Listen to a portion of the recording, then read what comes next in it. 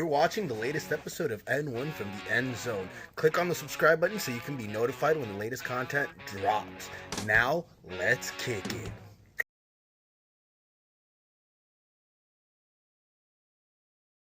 Avatar: The Last Airbender, Legend of Korra, the comics, and more.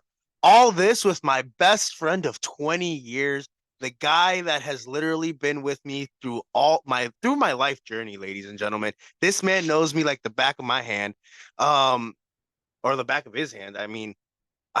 My best friend, We have Alex Angelov, we have, guys. we have hands. Yeah, we do have hands. What's going on, guys? My name is Alex. I'm coming to you from A&A Radio. What's going on? Crossover episode with N1, the End Zone podcast with the boy Nelson Peralta Vargas out here. 20 years of relationship, friendship right here. Knowing him like the back of my foot. Back of his foot. Jesus. But yeah, man, we're here to discuss. He's got a Thank foot you. fetish. He really does have a foot fetish. All right, let's not talk about that. Let's let's talk about Avatar: The Last Airbender.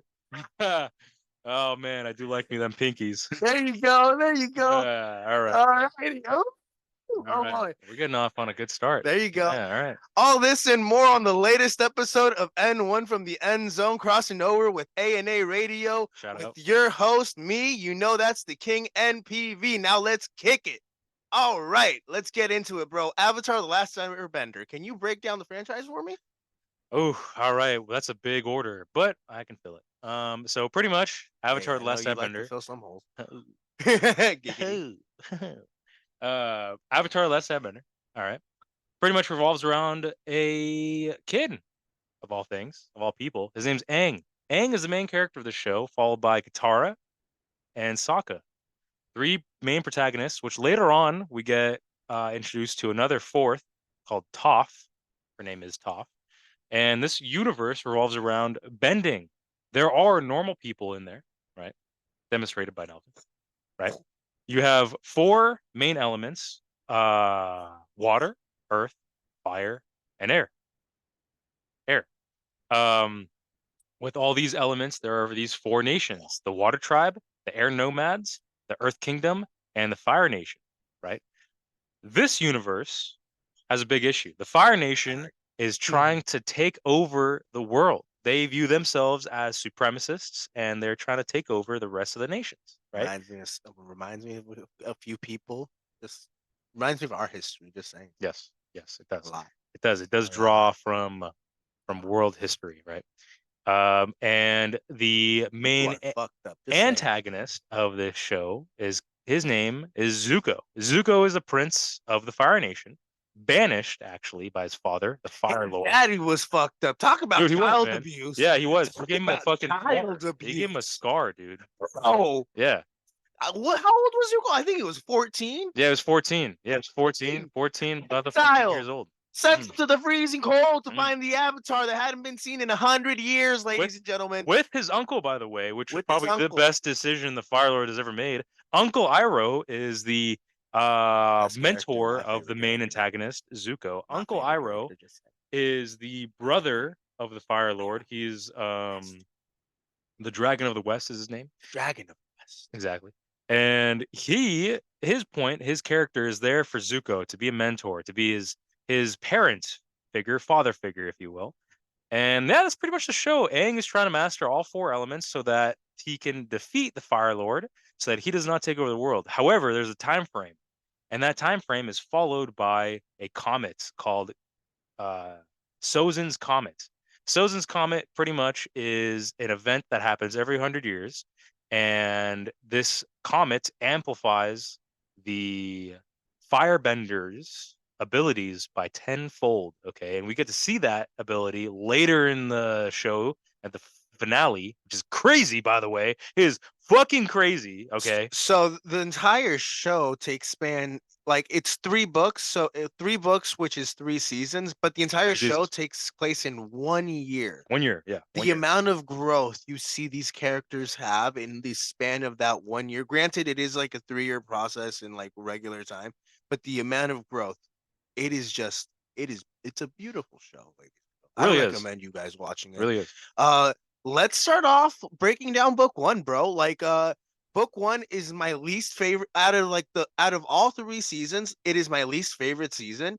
But but looking at the preview before we started shooting this, I noticed that there were a few like classic episodes that you have to watch if you're a fan of Avatar: Yep. The Last Airbender. You gotta. And I'm just like, wait, this was a part of season 1. Oh yeah.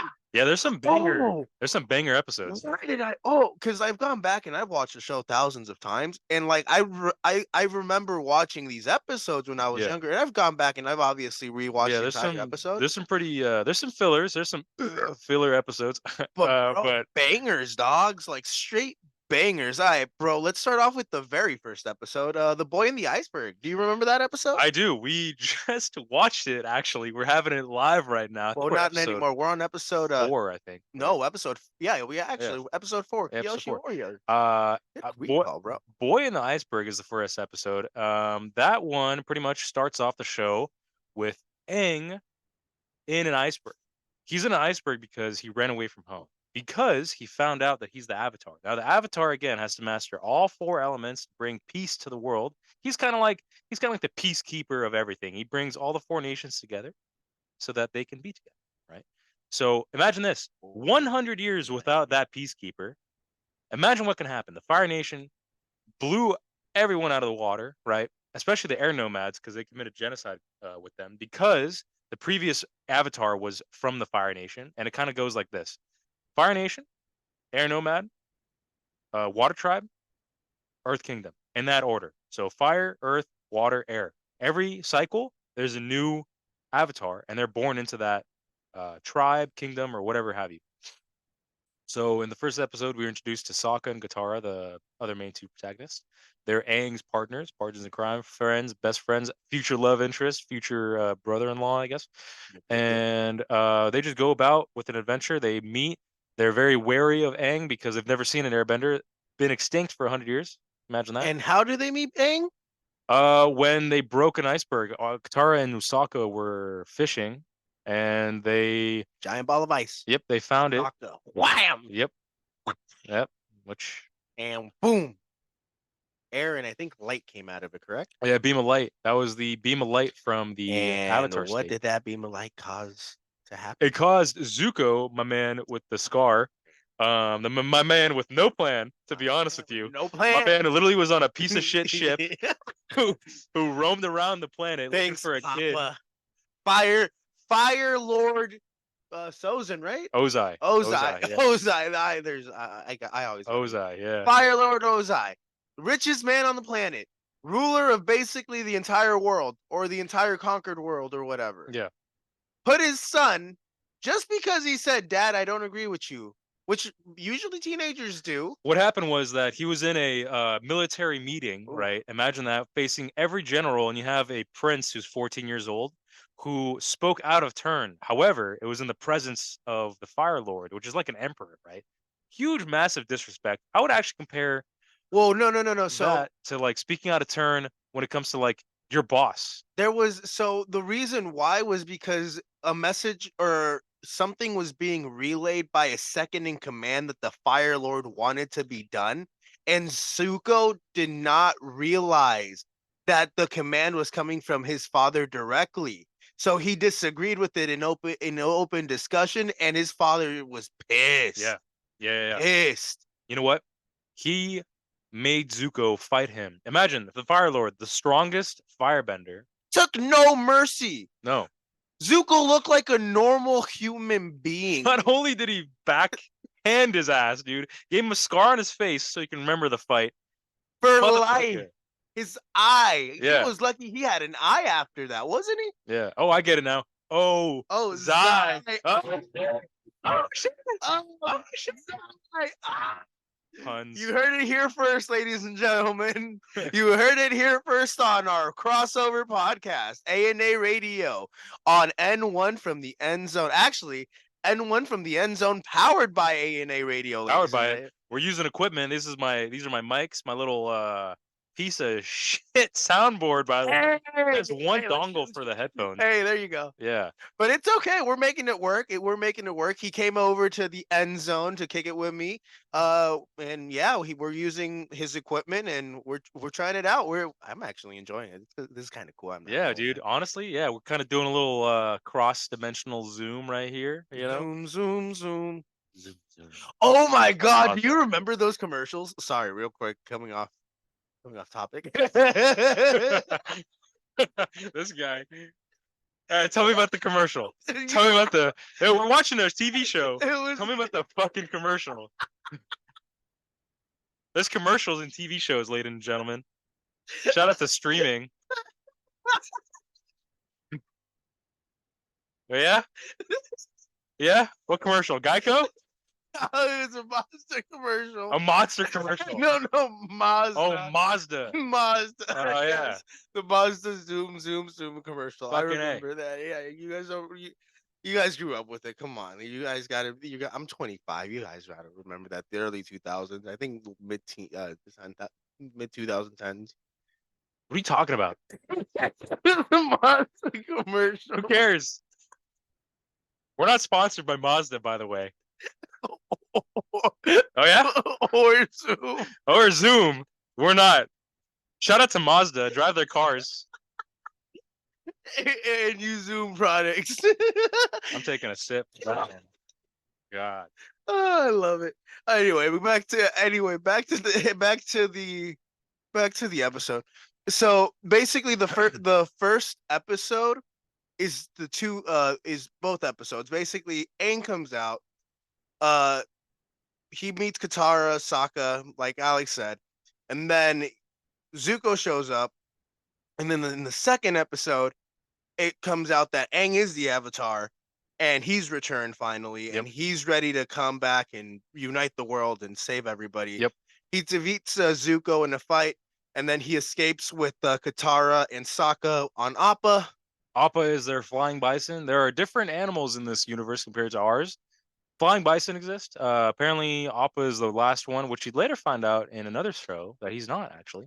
But he is a flying bison, an air bending animal. They're bending animals like dragons, who are believed to be extinct except for two, and we see them later on. Yes, we do. And gentlemen. And then mole rats. No, flying lemurs. No, mole rats for the Earth Kingdom, right? Oh yeah, I forgot about what's them. Water. The moon. The moon is the original waterbender, according to that. Spirit.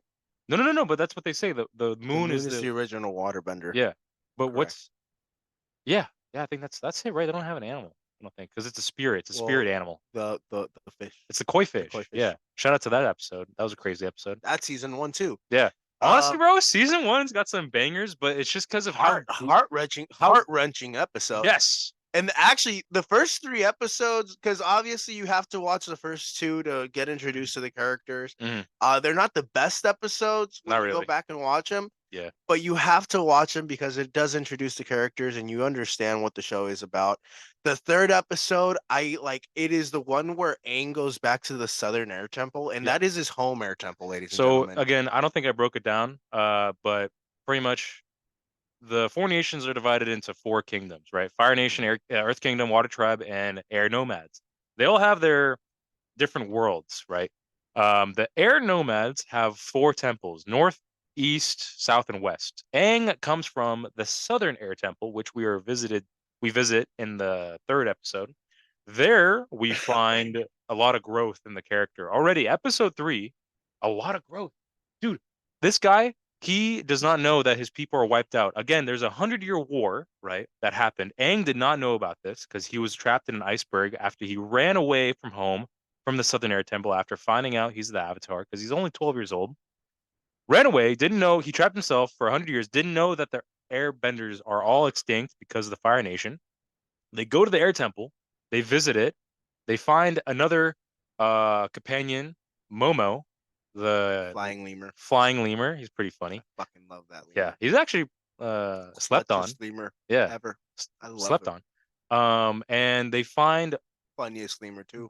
What they find that triggers Aang to go into this Avatar state. And bro, that episode, I'm really quickly, When I was younger, I didn't understand it as much. No, same. Yeah. But now that I'm Looking back, older, and like every time I go back and I rewatch that episode, now that I'm older and I understand context, because guys, this is a kid's show, but when you go back and you watch it as an adult, it pulls your fucking heartstrings.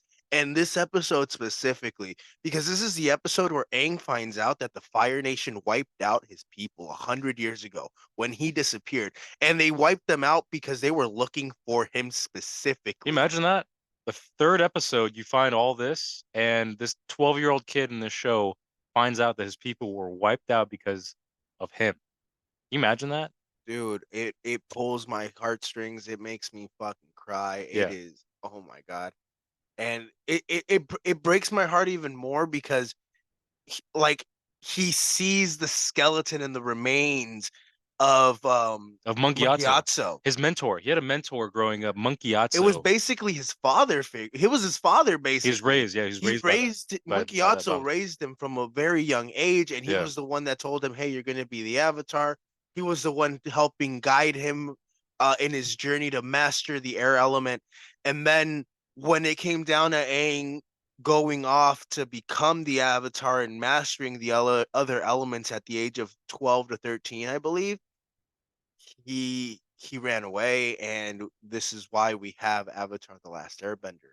This is a kids show, ladies and gentlemen. This is a kid show. Yeah, this is a kid show, man. There's genocide, there's murder, there's skeletons, there's flying lemurs. What the fuck?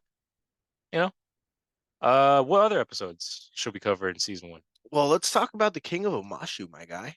King of Omashu. King of Omashu is an episode where they go through this Earth Kingdom city. It's kind of like a city state that has its own kingdom. The Earth Kingdom is ran by a king. However, there's city states within the Earth Kingdom. And they go into this city, and lo and behold, they're captured by the king, right? The king puts them through 3 challenges, okay? While Aang has to go through the challenge, Katara and Sokka, his best friends, are trapped. They're trapped within the Earth King's clutches in these rings of crystals that encroach on their bodies. The longer Aang waits, the longer they're encroached on by the crystals. Aang has to go through these 3 challenges, one being getting a key through a bunch of stalagmites. I don't know what they're called in caves, but pretty much spiking. Oh, look, this episode. Wow, look at that. Yep. That's crazy. Yep. We're watching that episode.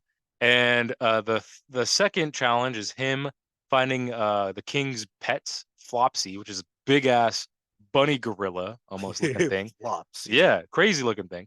And then the third one is picking a fight with 3 warriors, one samurai looking guy, one gladiator, and the king. And Aang chooses the king. They fight.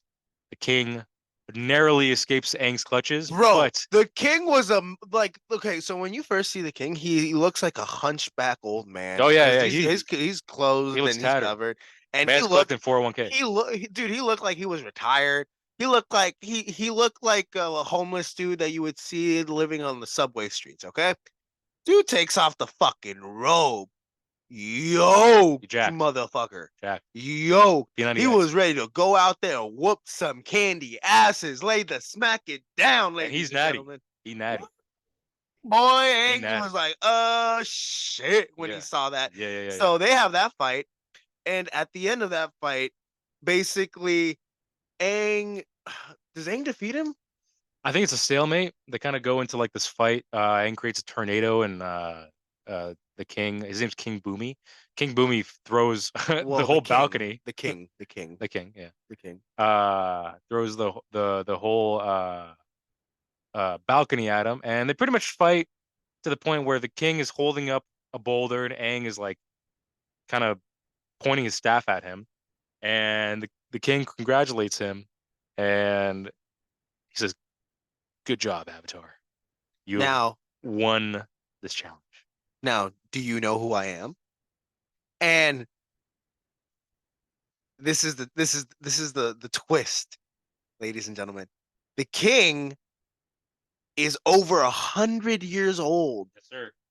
100 years old. He had been Aang's best friend when he was 100 years ago, when Aang was still around 100 years ago, when the king was still 12 years old. So Aang's like, "You're my best friend, Boomy." And hello and behold, the king is like he just turns into a kid again. Yep. Aang and him embrace each other. Like the king's like, "Oh, this is just rock candy," and he just takes a bite out of like the what was it, the ring that encased Sokka and Katara. Yeah, it's like creepy crawler. What are they called? I don't know. We're about to find out. I don't know. I have no idea. It's a rock that like encroaches on a person. But yeah, he finds out his long lost friend Is right, now the king of is now the Omashu. king of And he Amashu. was just a street kid. Yeah. When he was around, he was just a street kid, a lowly street kid, and now he was one of the strongest earthbenders on the planet. And this is episode 5, I believe, ladies and gentlemen. Yes, 5. Yep. Episode You're correct. 5. But Aang asks him if he could become his earthbending teacher, and Boomy turns him down because he says, I am not destined to be your earthbending teacher. I have other responsibilities, and you must still find out and master water bending. So once you master water bending and you have completed that task, you can come back and I will help you become an earthbender. But that never actually happens, ladies and gentlemen, and we'll dive into that later on. Then my friend Alex. So after that episode, bro, do you remember the Winter Solstice episode? I do. That was also episode, legendary. This is a season. These season 1, episode 7 and 8 were both bangers. so this episode really just talks about it, kind of just points the show in the direction of where it's going, right?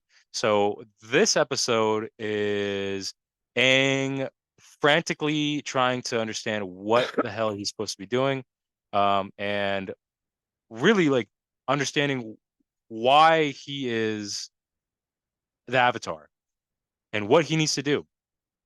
In the beginning of the episode, he accidentally goes into the spirit world. In this universe, there's something called the spirit world, where the physical world and the spirit world collide through the Avatar. The Avatar is a bridge between. Sorry. Cabbages. Cabbages. It's a character within the show. They fuck up his cabbages, and every time like you hear him, It's just a running pun that even continued on to like the other shows. Which is I fucking love Cabbage Corporation. Cabbage Corp. That's so funny. That was so funny when they talked about Shout that. out to Cabbage Corp. Anyway, back to ATLA. And what was I saying? Yeah, Winter Solstice. So Winter Solstice, he goes into the Avatar state on accident, and he's a ghost. He pretty much is a spirit, kind of like how our souls go into a different form when they leave the physical realm, and they go into the spirit world, which the Avatar can access. Now, I would say what happens is that he's trying to understand what's going on, and he sees a figure flying towards him on a dragon. It's the previous Avatar, Avatar Roku, the Fire Nation's Avatar from 100 years ago. Ladies and gentlemen, we'll get to Avatar Roku in book 3, I believe. Yes, yeah. When we go into Aang's firebending journey. Yes. Because each book references an element that he masters. Yes. Book 1 is he water. Masters water. Yep. Book 2 is earth. Yep. Book 3 is fire. Fire. And fire is the opposite of air. So also this is another thing. We always actually no. Earth is the opposite of air, my bad. So yeah, we go through the entire journey. But anyway, back to the Winter Solstice. You were at the part where Roku comes at Aang on the dragon. Yeah. He flies towards Aang, gets him on his dragon, and it tries to explain what the Avatar is, because he doesn't know anything about it, because he ran away before he knew. And he flies him towards the Fire Nation, where his statue is, to get a better understand to talk to him more properly, because all the avatars in the spirit world, right? There's thousands of avatars before Aang, hundreds or thousands, I don't know. And he wants him to go to this temple on the winter solstice when Roku has enough power through the spirit realm to communicate with Aang. So in that episode, they have to venture for the first time in the show into the Fire Nation through this blockade, which is an amazing sequence, by the way, right? I actually can't wait to rewatch it right now. But Bro, I'm gonna be honest. I think we're gonna get to like the way that we're going, like doing our podcast right now. Yeah. And how the conversation is going. We're gonna be able to break down that episode specifically once we get to it. I So agree. yeah, I can't wait till we get to that. Yeah. But continue. Yeah, so pretty much what happens, yeah, they after that they go through this blockade. They breach the temple. And they That was a go. crazy ass blockade. That was a crazy episode, man. That was I ain't a gonna lie. crazy ass blockade. And they go to the temple. Winter solstice happens. We see And Commander Zhao, I believe, try to prevent him from getting to the temple, and then yes, once they get into the temple, they get helped by a true believer, Fire Sage. a true fire. Well, like he was a true believer in the Avatar, though. Yes, yeah. Fire While the Sage other was a ones were converted by the Fire Lord. yeah, he wanted to preserve the old ways, and he wanted peace, and these motherfuckers like, nah, fire, bitch. But yeah, he ends up going into this temple where it's a vault that only opens with a firebender's ability. And Aang meets Avatar Roku. He talks about the Avatar state. The Avatar state is pretty much a state where the Avatar can be 100 times more powerful by using all the power of the previous avatars, right? So he basically doesn't need to be the master of all four elements. If he enters the Avatar state, he automatically becomes the master of all four elements. but it's dangerous. It's his most vulnerable state as well. Exactly. But if he learns how to master the four elements before he enters the Avatar state, once he enters the Avatar state, he'll be able to control himself. It's really in order to master everything, he needs to unlock his chakras, and we get into this entire journey with Aang. This entire show, the time frame it takes place it's an entire year. Granted, the show takes place over the course of 3 human years, but it's in the span of a year where you see this 12-year-old boy when he becomes 13, and like confront a fire lord, and you see just the life journey with him and his friends that he makes, and it's an incredible story. It really is. So he gets into the temple, the sage helps him, and then what happens? What happens is, as I said, he talks to Avatar Roku about the Avatar state and what he needs to do for the world actually to bring peace. What Aang needs to do is defeat the Fire Lord, right? Lo and behold, this is where the And audience. when does he need to defeat him? By the end of summer, by the summer solstice. That's when this comet that I mentioned previously, I believe, comes in Earth's atmosphere and makes every firebender alive 10 times more powerful. Again, you see that power later in the show, which is So insane. Aang has to defeat the fucking Fire Lord when he Before 100 times powerful, my guy. 100 times. Okay. He makes it like legitimately. I think that comic gives the Fire Lord like the power of like 1,000 or 100 suns. That's how they described it, I believe. Yeah. It's just an insane amount of power. That is You crazy. you just have to watch it. Okay, He 100%. snaps his fingers like that. This entire fucking house. Yes. That's how much fire he knows how to He talks about what he has to do. He has to defeat the Fire Lord before the comet, or the world ends. The Fire Lord wants to take over the world, and that's how the episode ends. Really, I mean, that's just kind of it. They escape the temple. Temple explodes. Zhao doesn't have the Avatar. Zuko doesn't have the Avatar. They just escape. What's the next episode that like is really important? So we already basically broke down the episode where. But by the way, I hate to interrupt. There's a lot of filler ones that we're not talking about because we kind of just want to get through it. Fuck the, There's a lot of filler ones that also and again are in book 2, season 2, book 3, season 3. And I'll be completely honest with you, ladies and gentlemen. I skipped season 1 because I've rewatched the show 1,000 times. But then when I've been like doing the preview for this podcast episode, I'm just like, Yo, these episodes were fucking bangers. A lot of them are bangers. They Yeah. were fucking Yeah. bangers. I would say They were great. half of season 1 is a banger. The rest of it's just filler. And if not half, at least 6 to 7 episodes. The next episode, well, we already broke down how Zuko became the Zuko that we know in book 1, and how his father basically, because of the disagreement, gave him that scar. But the very next episode is the one where one of the antagonists of season 1, General Zhao, captures the Avatar, captures Aang, and is holding him a prisoner. And I think one Fire Nation prison or fortress. And word gets back to Zuko that Zhao has captured the Avatar, and that doesn't sit too well with Zuko. So what ends up happening is Zuko takes on the persona of the Blue Spirit, and he penetrates that Fire Nation fortress. He penetrates it hard, ladies and gentlemen. Boom, boom, boom. Not using double penetration with those swords. Yeah, because he doesn't use his fire bending at all. No. He goes by Blue Spirit. The Blue Spirit. The Blue Spirit is Zuko's alternative, I guess, when he persona. wants to be a vigilante and not necessarily the bad guy, he becomes the Blue Spirit. He becomes a rogue. Yeah. So basically, what ends up happening is like he breaks into the fortress. He sees Aang.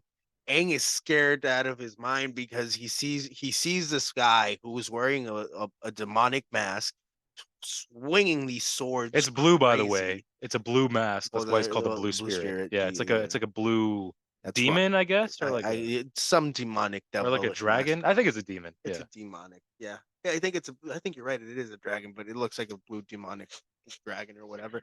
Doesn't matter. So anyway, we have 7 minutes, by the way. That's fine. This is literally the first part, I believe, of the breakdown. There's going to be multiple parts in this episode where we're going to take a brief break, come back. But once we finish breaking down this episode, we'll take a brief break, come back and shoot the rest. Yeah. So anyway, back to the Blue Spirit episode. Basically, he breaks him out, cuts the chains. Aang, now being free, doesn't realize that it's Zuko being the Blue Spirit. What ends up happening is they both fight their way out of the fortress. Bunch of Fire Nation soldiers or whatever. They fight Commander Zhao, and Commander Zhao and Zuko defeat him in hand-to-hand combat battle or whatever. They bend. They bend. They nobody punches. They bend, bro. They bend. And basically they bend escape. over, if anything. they bend over. And then how does that episode end? Can you remind me? The episode ends in a very interesting way. Pretty much the Blue Spirit, Zuko, breaks Aang out, as you said. Aang does not know that the Blue Spirit is Zuko, his enemy of the show so far, the enemy of the show. And as they're breaking out of the prison through a very glorious and wonderfully choreographed escape with ladders and airbending and a whole bunch of fighting, they as they're about to escape, as they escape the walls, the Blue Spirit, Zuko, gets hit by an arrow by one of the archers and collapses, gets knocked out. And as he gets knocked out, his mask reveals his face. Aang is like, "Oh, who's this?" He lifts up the mask. It's Zuko. Dun dun dun. Right? He then takes off running, but looks back and says, he doesn't say anything. He just probably thinks to himself, I shouldn't leave him behind. He just saved me from peril, but I should save him because they're about to find him, escape, and pretty much be a traitor. He's a traitor. That's what he did. He betrayed his nation for his own good. You know? Well, the reason why he betrayed him, well, it was because he was selfish, ladies and gentlemen. He did not want Commander Zhao to get the credit. No, he wants his honor. He wanted his honor back. And if Commander Zhao was the one that captured the Avatar and brought him back, he would never, ever, ever be welcomed back into the Fire Nation, ever, at all. Yep. So he had to do it for his own self and personal interest and his own personal gain. And at the end of the episode, Aang sits Zuko down, and consoles with him and says, "Hey, man, You remind me of a friend from 100 years ago. Was in Kuzan, I think, right? Kuzan. And I think that you remind me of him, and maybe one day we can become friends too. Zuko contemplates what Aang said and blasts him with fire. Right, sneak attack. Aang goes away, and Zuko's Zuko an asshole. looks at him. Book Says, one, Zuko's an He doesn't asshole. say anything. He thinks to himself. He's like, maybe he's right. Could be friends. That's pretty much that end of the episode. It's kind of powerful. Kind of foreshadows of future friendship. Yeah. So yeah, ladies and gentlemen, we're gonna take a brief break. We'll be right back with some more of Brief break. of the N1 from the End Zone, powered by A&A Radio. We're powered. Let's kick it, ladies and gentlemen. Let's go.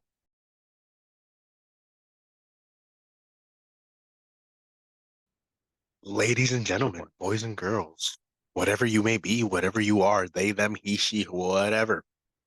You are watching N1 from the End Zone, powered by A&A Radio. Alex, how you doing, bud? I'm doing good. How are you doing? I'm good. You ready for part 2?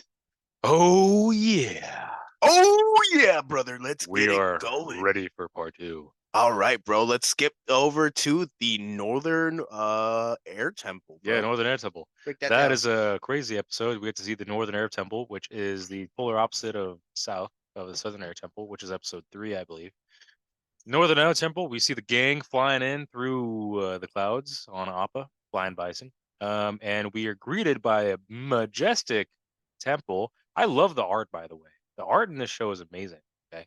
The design of every background and foreground, amazing. Okay. We are greeted by a temple which is surrounded by gliders, which seem like airbenders. Oh shit. Are they airbenders? No. Aang recognizes their flight pattern, and they're not. They're gliding. They're not using the air. They're Fake ass bitches. they're actually fighting against it. Fake ass bitches. They land and they find a group of refugees who take dare over they? the temple after a storm, I guess, washed over the village. And what's the guy's name? I forgot his name. The inventor, I guess, the engineer. I don't know. Anyways, and what pretty much happens is that Aang tries to get used to the fact that the world has changed. That refugee group went or arrived at the air temple about, I would say, like 5 years ago or something like that, because the main clan leader states that his son was a kid. His son's name is Teo. Teo, I think he was just the mechanist. the mechanist. The mechanist. Yeah, okay. Yeah, the clan leader, the mechanist. I forgot. I don't know. His name's not mentioned. Yeah, his name's not mentioned. I think he literally just went by the mechanist. Okay. And Aang just Or has to father. 'cause Aang his just son has to get called used to the father. fact that things have changed. The world has changed, and there's a lot more industry surrounding the air temple. The murals on the wall are being pierced by piping, water pressure pipes, heating, all that jazz. And Aang is not loving it. He's not loving it at all. He checks the air temple's sacred room where he has to use airbending to enter it.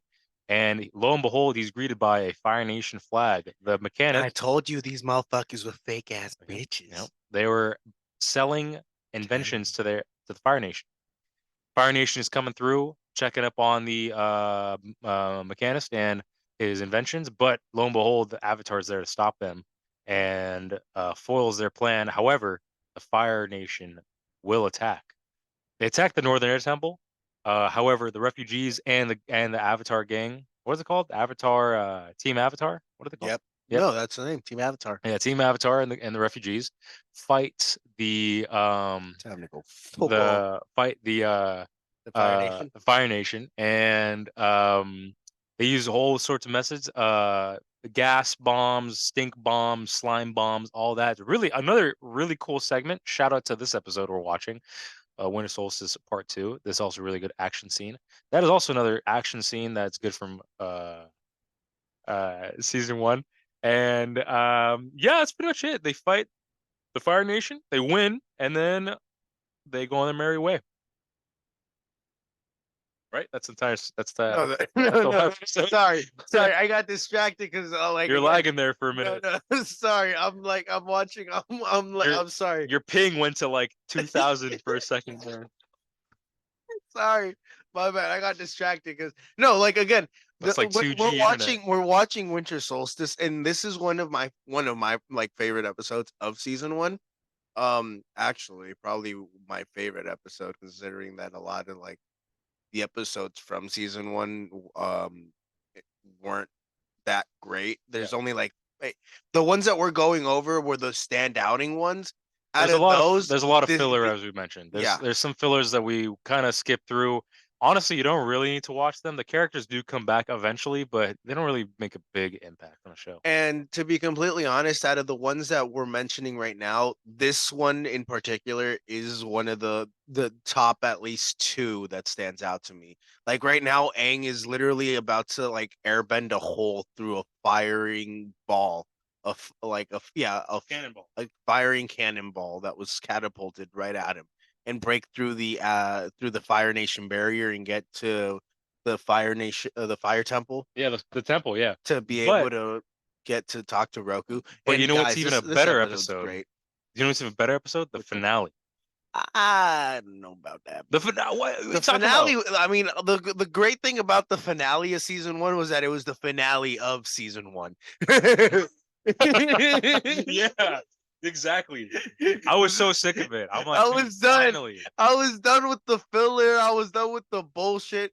Guys, really, when I say like season one was like the worst season of the three, I'm not joking. No, of like, yeah, I would say even of Korra too. Like this Korra was season. great. No, this Even season season one was better. Season one of Legend of Korra was better than is this better than season. this one. Yeah, Like I really enjoyed it, and I think the reason why the season one of Legend of Korra was better was because they went through the whole Avatar: The Last Airbender experience, and they learned so much from that show that they knew what mistakes to make and what mistakes not to make. exactly. So that's what made Legend of Korra better, in my opinion. But when I say better, I mean better than season one. I personally think Avatar: The Last Airbender still is a much better show than Legend of Korra as a whole. But that's just my personal opinion. Let's move on. Yeah, let's move on to the finale, and we're moving on to the finale because literally it's the finale. The finale, pretty much. Just to sum it up, there's a lot of stuff that happens. Sokka fancies the Water Tribe, uh, Northern Water Tribe princess, I guess. So pretty much they make it to the Northern Water Tribe. They meet the tribe leader, I guess, and one of the head generals of the Water Tribe's army. That The king. what's his name? What's the guy's name? The Water Tribe guy, the master. I forgot his name. Are you? Oh, the teacher? Yeah, Pyko or some shit. I'll check right now. Anyways, But he used to date Katara and Sokka's Paku? grandma, Yeah, Paco. Paco, right? Paco, I think it's Paco. Anyways, yeah, so they go to the Water Tribe, Northern Water Tribe, and what happens is that the Fire Nation Master Paku. is building an attack against the Water Tribe, right? Thousands of Oh, and ships. really quick, before we get like before the finale happens, like Master Paku was a fucking straight up sexist. He did not want to teach Katara how to be a fucking waterbender. No, And no, no.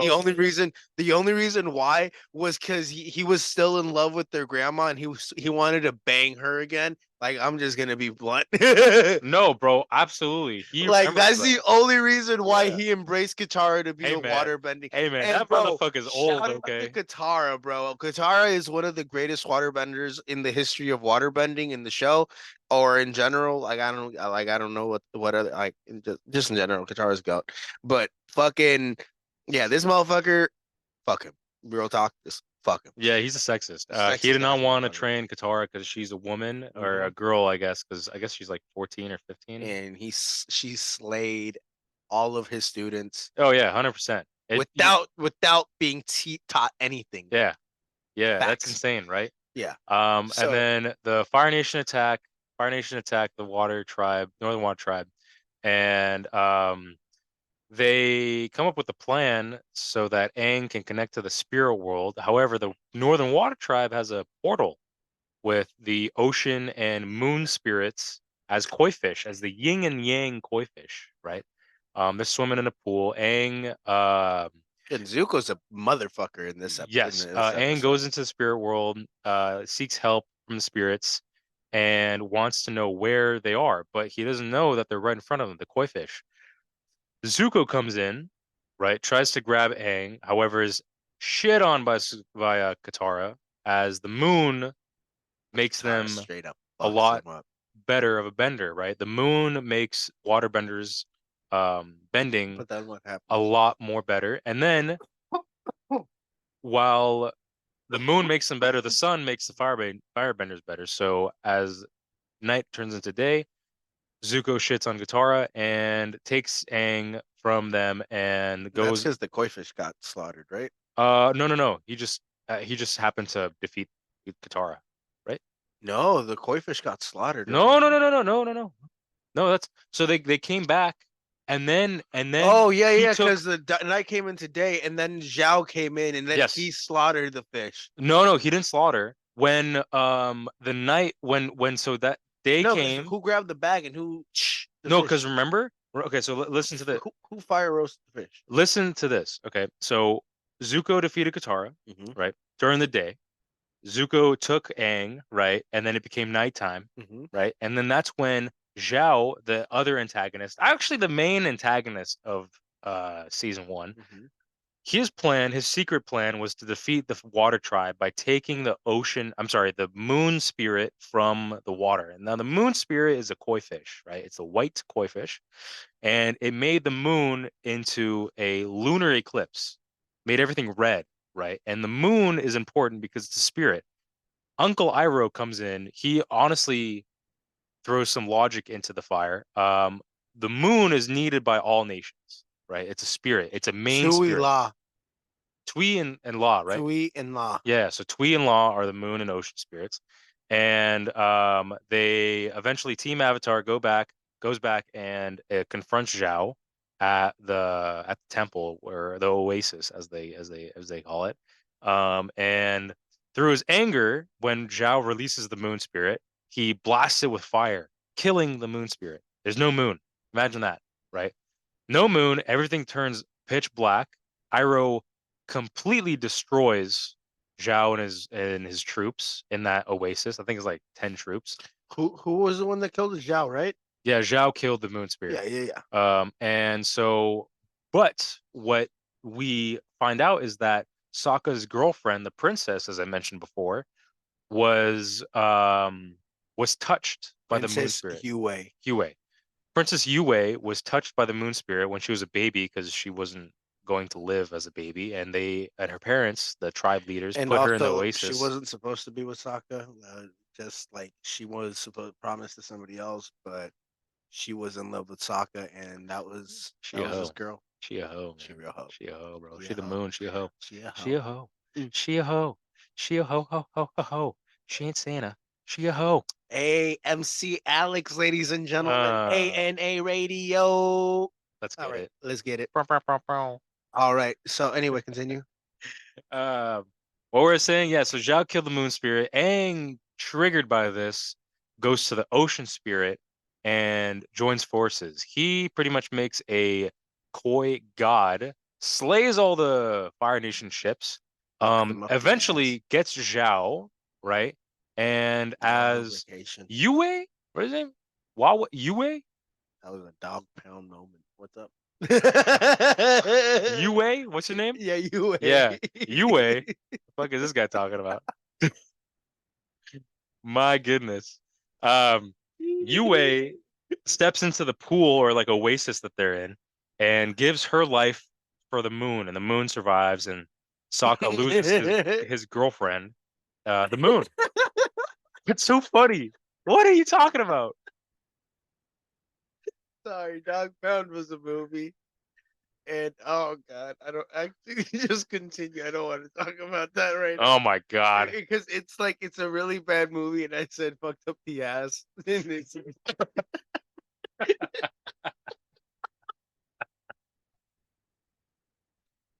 Oh shit! It's a dog pound moment, and guys, I'll be honest, like that movie. It's a very serious, and it pulls at your heartstrings and it makes you cry. It's a very emotional movie. But right now, just thinking about it and just the way that I referenced it, it just made me fucking laugh. Because if you watch the movie, you know what I was talking about. And yeah, Yeah. it's about a You know what I juvenile. remember? You remember about that? What? Continuing this fucking conversation. Continuing the conversation. My God. All right. All right. So yeah, that's the end of season 1 actually. The moon spirit's back alive. The princess dies. Zhao is taken away by the ocean spirit. And Zuko and his uncle betrayed the Fire Nation. Zuko fought Zhao at one point.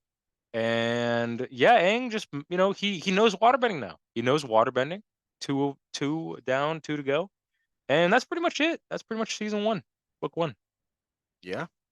Yeah, book 2. Book 2 is a lot better, I would say, is the second best. When I was watching it as a kid, I thought this was like amazing. Amazing Oh, television. also don't forget that at the end of book 1 is when we get introduced to Azula.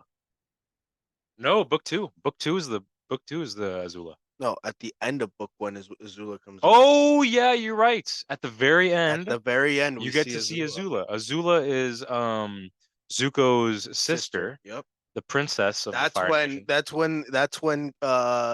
Fire Lord Ozai is like, your brother has failed me for the last fucking time. He is a fucking failure. You must come and you must redeem the family. You. Hey. No, anyway. So yeah, you must go and redeem the family. And that is when we get psychotic bitch Azula. Mm. That bitch is crazy, Yep. guys. Book 2 definitely starts off kind of wild. The Earth Kingdom wants to get Aang into the Avatar state at will, but they do some pretty messed up stuff. They pretty much torture Katara and triggers Aang because that's his love interest, and he goes into the Avatar state. Well, no. Okay, so in season 2, even though he has emotions for Katara, the more or less like the fact that he's putting Katara and Sokka both in danger. Nah, mainly Katara. Yeah, but like it's more or less like don't fuck with my friends at that point. What are you talking about? Yeah, I mean we can't just No, say it's he, all the time brother, Katara, brother, bro. brother. I get it. He loves the pussy, but goddamn, he ain't No, getting nothing. if you watch the episode, he literally throws Sokka into a fucking donut, okay, and then puts Katara into the ground. Sokka's so underrated. Guess who he throws himself at? Katara. Yeah, He ain't want him fucking. He didn't want that Sokka ass, dude. He didn't want it, bro. Hey, Fucking hey, A. hey, he was going after the one that was closest. That's in my opinion. Katara was just right there. Hey man, he was attracted to them fucking thickness. That's what he was attracted to. I don't know about that. She was like 13, but okay. Hey man, listen, I was 13 when I was watching this, so at the time it's okay. Well, Now it's pretty no, bad. no. Technically, you were 7. What are you talking about? Oh yeah. Hey, even better. Yeah, there you go. Even better. You were just, you were like, what is this? What's a boner? What is the sensation down there? Wood. What is this morning wood? What is this? Wow. Anyway, I'm pitching a tent. oh Lord. All right. So let's skip ahead to return to Omashu. Yes, this is where they go back to Omashu, only to find it taken over by the Fire Nation. Azula actually is Zuko's sister, as we've mentioned before. She's the book 2 antagonist. And she took over Omashu, as mentioned before, to find King Bumi and trapped in metal. But King Bumi wasn't really trapped. He was honestly just biding his time. Yeah, he was patient. He was waiting for the right moment to strike. And honestly, yeah. Continue. Sorry, I was just making that. That was pretty much it. I mean, what else? Bumi literally comes back. He literally tells him, "Yeah, no, I'm just chilling here.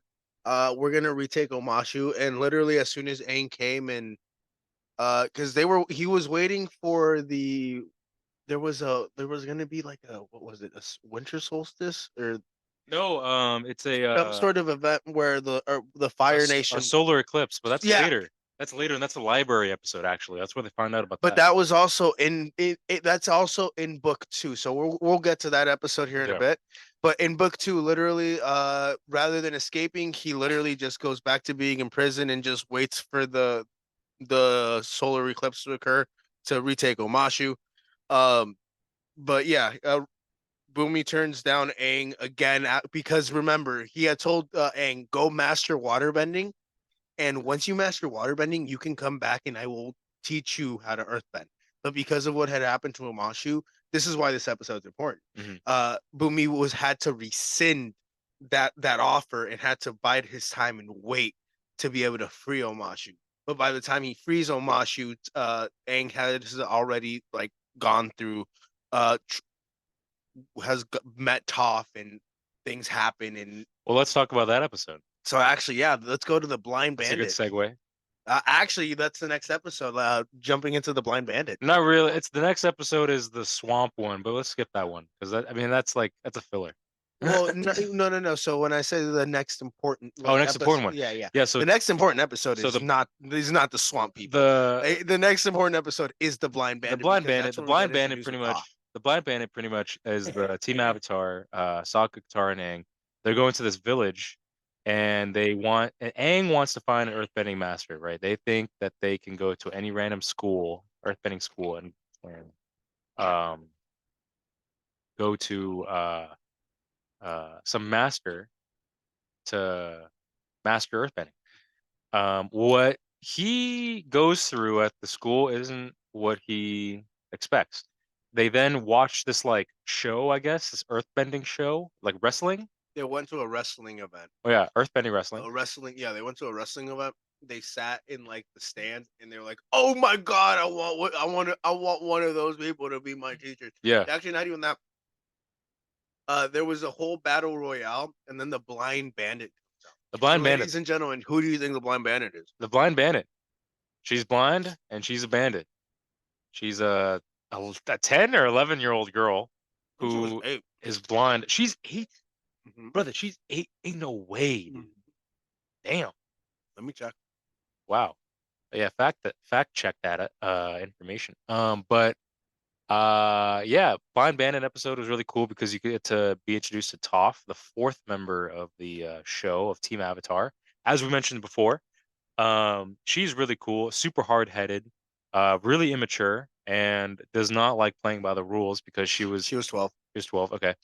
And she was a 12-year-old blind little girl beat that ass, guys. Yep. She beat that ass. Yeah, that was also a really good episode. Master. That was a good episode. You know who she learned how to earthbend from? What? You remember? I know, but the audience doesn't. The moles. The mole rats.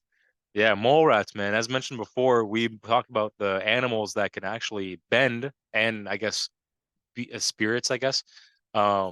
She learned from mole rats how to so mole rats can earthbend, Appa can airbend, dragons can firebend, and then the moon is the waterbender. Moon is the waterbender, or I thought it was the polar. No, it's the moon. The moon is the original water. I guess the moon is the original. Yeah. Shit, dude. What else? Yeah, that's pretty much it. So she joins the team, and vows to bring earthbending to Aang's knowledge through a lot of difficult and soul-searching tasks that Aang has to go through, pushing a boulder, lifting boulders, and breaking boulders. And that was a cool episode. That was kind of a self-development episode as well. What is it called? The Earthbending Teacher or Master or some shit? No. That episode was called The Blind Bandit. No, but the one after that. Oh. Because that was also kind of cool too. You get to see like Aang earthbend for the first time. There's one right after. Bitter Work? Yeah, Bitter Work. That one also was really cool. That wasn't right after. That was like 2 episodes later. But yeah, no, that's the first time you finally got to see Aang earthbend. But you forgot to touch base on like how like Toph had to run away from her family. Yeah, because they were against her even earthbending. They didn't even know. So the Blind Bandit, the wrestler, she was basically living a double life. She was at the rest. She was escaping from her house because she could feel vibrations. She could feel the earth. She could feel everything with her feet. Um, Basically, she was living a double life as a what's it called? As a wrestler and a daughter or whatever. And basically, um, Aang followed her, found out who she really was, offered her to become the teacher, and then she accepted and lied to Aang and the team that her parents were completely okay with it, and then her parents sent bounty hunters to go and find her.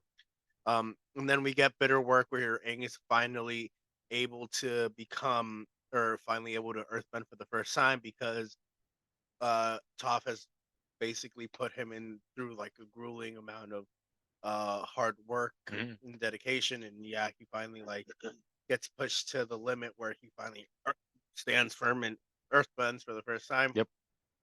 The next important episode though was, I believe, the library, because that's when they find out about the solar eclipse. That was an important That was the episode. best episode. Pretty much, they go on this adventure to the desert, and they meet this professor who talks about this like ancient spirit library, and it's buried in the desert, right? So they go to the desert, they find this pillar.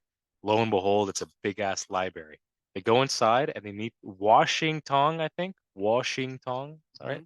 The keeper of knowledge. It's an owl, by the way, an owl spirit. Team Avatar asks for permission to go through the library, and what they find is the secret to defeating firebenders is a solar eclipse on a certain day that's coming up in the future, a couple months. And yeah, they use that information to stage a plan, to make a plan to go against the Fire Nation. Washington finds them eventually, right? And pretty much yeah, he basically brings down the library. He brings down the library, but while all of this is happening, on the surface, Appa gets like in the like these next 2 episodes are so crucial to the They are season. honestly every single episode. Not like, every single episode, but this is why season 2 is so much better than season 3. That season 2 is better than season 3. No, I'm sorry. Season 2 is better than season 1. My bad. Season 2 is better than season 1. My bad. Them lays get into your head, boy. Yeah, they really are. These are bomb, bro. Lays. Shout out to Lays. Mazda, Zoom, and Lays. Sponsors of this episode. Okay. Yeah, so Toph is trying to keep up the library because Washington found out that they were stealing information about the Fire Nation. But these fucking sand bandits come out and fucking abduct sand benders. Sand benders. Yep. Well, sand bandits, because they fucking come out of nowhere, abduct Appa and take him away. Aang comes out, bro. Aang is fucking pissed. Yeah, dude. Appa's gone. Appa's gone. Appa's a spirit animal. Yeah. Appa's his soulmate. His animal. Appa's been with him best for friend. 100 years. Yep. 100+ years, because he got him when he was a pup. Yep. Or whatever you want to call him, a baby. Like a calf, I guess. Yeah, a calf bison. Yeah. So no, that's fucked up. And then after that, they have to like trek through the Serpent's Pass to get to the capital of the Earth Kingdom, Ba Sing Se. They get to the capital. What do they find? The Fire Nation drill is trying to attack Ba Sing Se, the capital of the Earth Kingdom. Imagine that. But the Earth Kingdom is actually unaware of this. They're trying to hide that. So they managed to defeat the drill, right? They're trying to drill through. Ba Sing Se is like a impenetrable city. It has multiple walls, and so the Fire Nation devised a plan to build a drill and halfway through the break season, through the wall. And let's not forget that halfway through the season, Aang has mastered earthbending enough to the point where he can create objects with his earthbending. Yes, that is true. Yeah, he made a body of armor actually. Yeah, he was able to use like his earthbending, his waterbending. So he's got a very good repertoire or a good understanding. All in like 6 months. Within 6 months. Yeah, within the first 6 months. And he defeats the drill. The king of Ba Sing Se doesn't know, but there's this what are they called? The Dai Li. The Dai Li, that's like the CIA. Society. It's like the KGB of the Ba Sing Se. Society of Ba Sing Se. They hide everything from the king. They take everybody to the secret underground like tunnel society or whatever prison, Yep. and they wipe people's minds. Yep. It's crazy, dude. Ba Sing Se has like some crazy shit. It's a lot of conspiracy, a lot of corruption, really. And what Azula, shout out to Azula, we haven't really been talking about her. She managed to infiltrate the Earth Kingdom and take over the Earth King's position with the help of the Dai Li. The Dai Li were helping the Fire Nation. Can you imagine that? But all this was happening as Zuko and his uncle were running away. There are actually two different storylines. Aang's Team Avatar, right, and Zuko's development. They pretty much were traitors to the Fire Nation. Azula was hunting them. They were refugees of the war, right? They had their own little journeys. Zuko went off from his uncle, and it finally came back to him. And they managed to get into Ba Sing Se, where they worked at a tea shop, right? All this in like months, right? 3 months, right? And it really shows the growth of Zuko. He kind of experiences how it's like to be a refugee, how it's like to see the Fire Nation as evil and see the side of the Earth Kingdom and how it feels to be invaded, how it feels to be to have fear against your own nation and a nation that's built off of hate and anger. Thank you, Lays. Yep. Thank You you. guys were fucking delicious. I'm sorry if you guys heard the crunch, but I fucking love me. And yeah, so that's what happened. Bossy Singh was taken over by Azula, and the last episode, I think it's called Crossroads, right? Crossroads of Destiny or some shit, right? Where? The last episode of season book 2. Oh yeah. Yeah, but really, we got 8 minutes, by the way. okay, really quickly. Oh damn, time flies. I know, right? Yeah, dude, I'm telling you, like, hey, yeah, yo, really quickly, just off topic. Now you see what I'm talking about when I said when we create these when I create these episodes, Yeah. like the first time I created a 2.5 hour long episode, Yeah. it wasn't intentionally. I know. We're just going through it. I like this. I mean, I don't hope know. you don't mind because we No, still no. okay for sure because we still got we're almost done with season 2 because We got season 3, and then we got Legend of Korra, which I don't know much. I mean, I watched Avatar. I've watched it. You could probably take the lead on that one, if anything. I could to an extent. We'll have to go through each episode again. Each season, yeah. Yeah, because I just to get the memory jogging again. But really quickly, let's not forget that the Tales of Ba Sing Se, not the Tales of Ba Sing Se.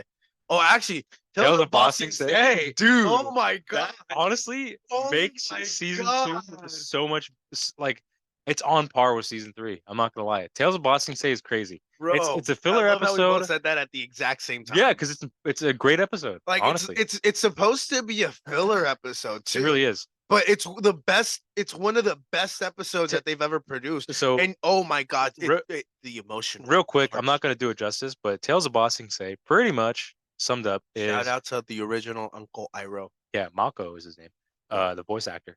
It takes time to give each character their own little journey throughout the capital of the Earth Kingdom. Aang has his little moment where he builds a zoo and helps out animals because he's an animal guy. Katara and Toph, shout out to Toph. They go about doing makeup and stuff, being having fun being women.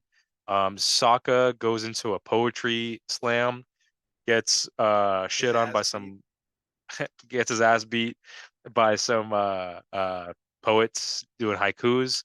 Zuko goes on a date, and Momo goes and tries to find Appa, but he doesn't find him, but he finds his footstep. And so that means Appa's in Ba Sing Se. And then the best part of this entire episode was Uncle Iroh's part, where it showcases him going through the city, buying things for a picnic, which turns out to be a memorial for his dead son. Bro, that made me fucking cry. That was Leaves on a Vine is the song, and honestly it's a tearjerker. I'm not gonna lie to you. That was the first time as a kid, animated TV show made me cry. I was legit sad. This is a kid show. This is a fucking kid show that every adult should watch. Okay, This is a really good Guys, show. this show can teach your And kids a and lot. I'm It can not gonna teach you a lot. I'm not gonna lie to you. There's probably been like maybe one or two shows that have maybe reached the par that this show has set. But honestly, this is how you do a show. This is how you do a show properly and correct.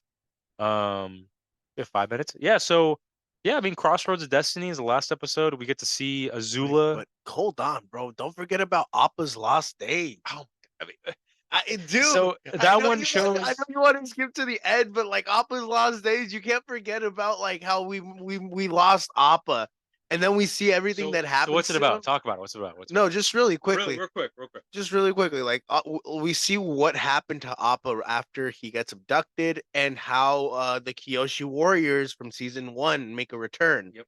And basically take care of Appa, bring him back, all of that just so he ends up in Bossing Say again, and then the Dai capture him.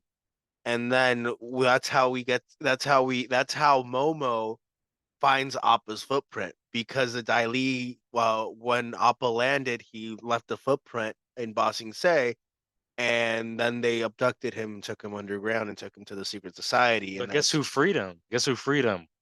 The Blue Spirit. Ooh. Ooh. Ooh. Oh, actually, before the Crossroads of Destiny, really quickly, the Guru to unlock the Oh yeah, chakras. so the Guru, that's a good episode too. Damn, dude, season 2. The Guru is an episode where Because Aang. he doesn't fully unlock his chakras in season 2. Remember, No, he doesn't. he goes to the Guru and then he leaves the Guru and then he goes back to Bossing Say. Real quick, because we're running out of time on this video.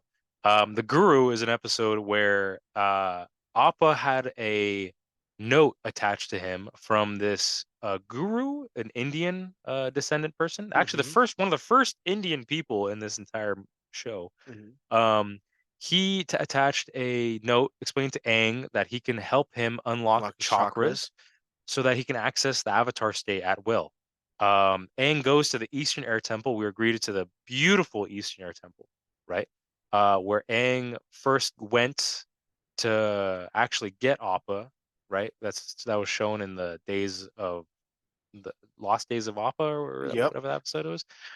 And Lake Lao guy. so they go through the chakras, body, mind, pelvic, neck, whatever type of chakras there are. But the last one, the mind chakra, stumped Aang because he was supposed to give up. You're supposed to give up something and also take in Aang something. refused to give up Katara, and that's why he yeah. Yes, he refused. The mind chakra is blocked by Love. love, and he refused to give up Katara because he loves her. And that is where, as mentioned previously, the love interest is finalized, right? And after that, what happens? Real quick, because we're running out of time. No, then after that, he ends up leaving and going back to Bossing Say. We get the Crossroads of Destiny where he finally faces off against Azula. And then Zuko has a choice of either joining his uncle and leaving everything behind, And joining or Team Avatar, right? no, not necessarily joining Team Avatar, just leaving the life behind of Oh, being a and doing their prince like and tea, like just the doing the tea business yeah, and yeah, yeah. living in Bossing Say, living a happy, normal lifestyle, or returning back home with Azula and joining the Which is Fire a Nation, powerful episode. It's which is really a very powerful. powerful episode Really because does. It's a Zuko betrays his uncle, and yep. Zuko basically betrays his uncle and joins Azula and goes back to them. And what happens to Aang? He goes into the Avatar state, And he and gets he gets shocked by lightning lightning bolted. up Firebenders the can also ass. produce lightning, by the way. Boom. They can do that. It's a form of plasma. Yep. And when they're about to escape Bossing Say, Katara rescues Aang, and she uses this spirit water from the North Pole, miraculously heals Aang, and season 2 is at an end. We Yeah, have basically she fell. less than a minute left. Yeah. We'll continue Really this quickly. on later. Really quickly. He fell, got on the bison. She healed him. He survives. And then you'll hear from more on book 3 here in a bit, ladies and gentlemen. Stay tuned for N1 from the End Zone, powered by A&A Radio. All right. See you Let's guys later. go.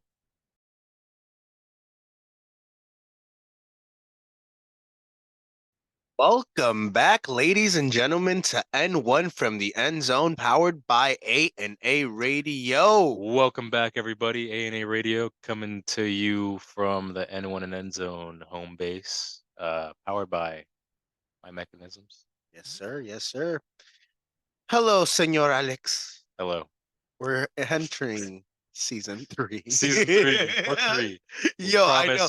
We Guys, promise I know. we'll keep this Guys, short. I know the episodes have been like, or not well, technically we're going to break this into 3 or 4, depending on how long it goes. We're going to break this up. It's not just going to be one episode. Shout out to BBE Mats, by the way. I promised my coworker to say that. Shout out to BBE Matt. Shout out BBB Matt. Yeah. No, so basically, to be completely honest, I think we're just gonna do like all of Avatar: The Last Airbender, and I think we're just gonna call it. If you're kind of cool with that. Yeah, that's fine. I mean, we can touch on And then we can do the future. we can do on the future projects and like Legend of Korra on an upcoming episode. Just we can this actually episode's rewatch just that gonna be so that we can get more info on it. yeah, You know. yeah, Yeah. especially like the important episodes, the ones that we're gonna actually talk about. Because there are filler episodes on Legend of Korra that we don't necessarily have to touch base on. Yes, there are. There are a bunch of Like there are a bunch of fillers. So we'll rewatch the specific ones that we think are important to the storyline, and we'll come back and we'll touch base with you guys on it. But yeah, like this episode again, it's probably going to be like an hour and a half long, and that's totally fine. But we're just going to talk about Avatar: The Last Airbender, and then we might actually talk about the upcoming projects, but that'll be in this video if we have time for it. Yep. So Alex, let's just dive into season 3. Season 3 starts off after season 2, of course, where we see that Aang is alive.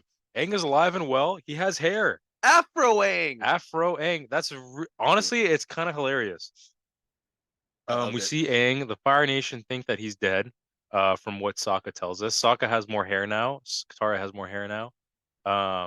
Everybody's older, even though it's been like a couple weeks. They just aged them like a lot. From what I noticed, and I think Aang is like 14 at this point, but he kind of acts like a lot older, to be honest with you, because he's been through a lot this past year. Well, he was 12 when it first started, so he's 13 probably now. Yes, yeah, and it only takes a year. Yes. The Awakening. The Awakening is the episode. You get to see Aang pretty much dealing with the fact that the world thinks he's dead, how he thinks he failed the world, which in a sense he kind of did.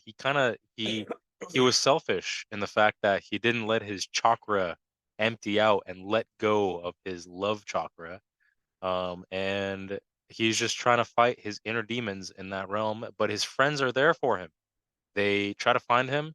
He escapes the Fire Nation ship that he and his friends took over, and escapes runs away. Actually, shout out to season 1, and goes to the Fire Nation island that is the Crescent Island that we talked about. That is on the Winter Solstice episode where Roku's temple is. He goes back there and he finds his glider that he used to parasail all the way over there.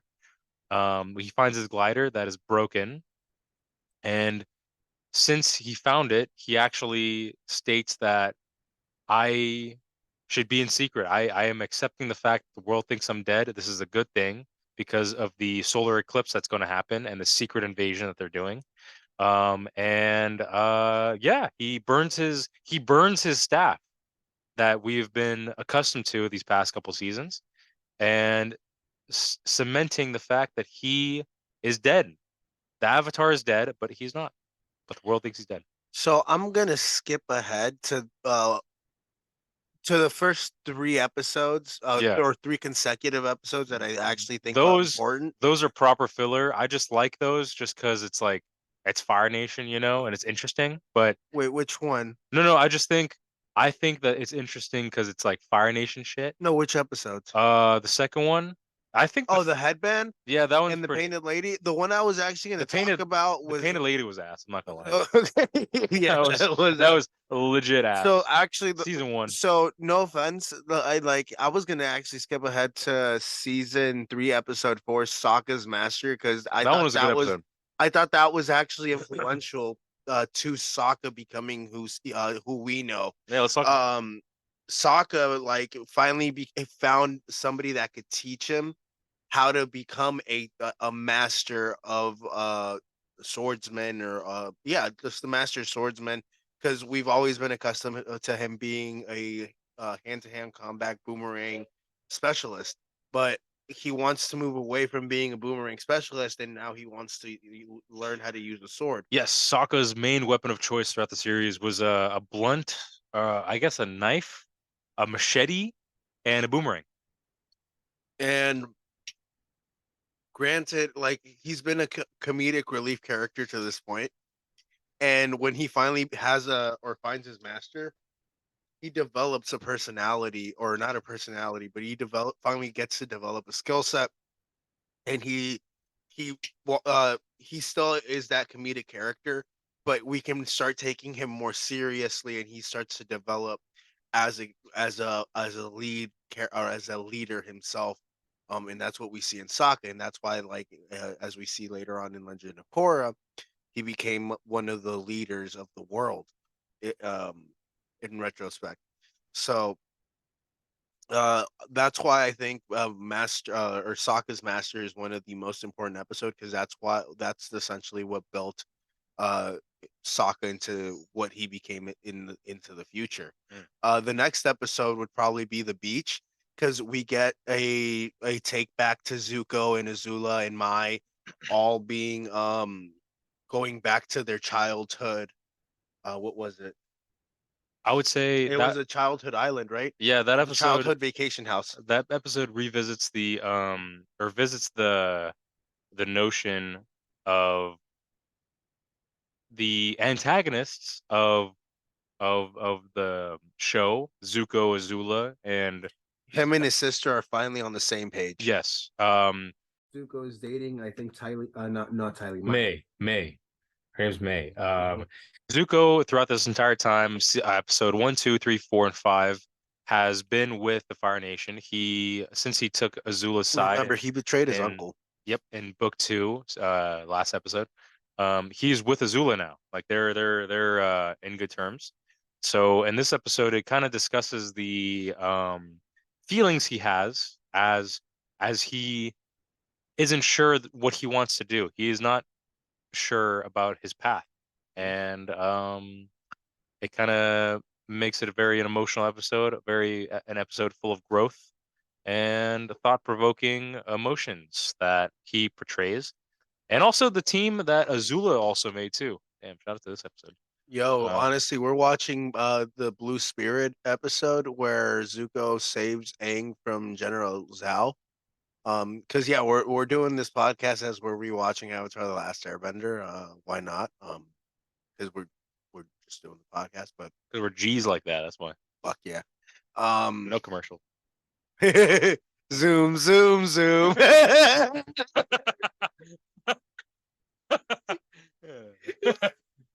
Oh Lord. Nah, but like, yeah, this is one of the great episodes.